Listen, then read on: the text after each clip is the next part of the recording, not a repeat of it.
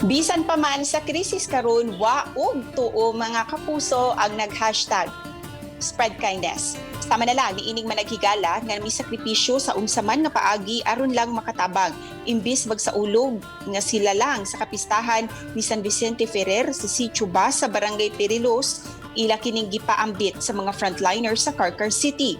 Ang ideya nila ni Crystal Mea Labio ug Kim Tanika mao nga inay litsyonon ang tulo ka upat ka baboy ila kining gipalapap.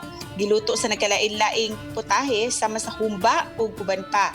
Dayon gipanghatag nila sa mga sundalo, kapulisan, barangay tanod, barangay health workers, bus drivers ug mga konduktor. Ang ilang mga silingan nakadawat usab og karning baboy.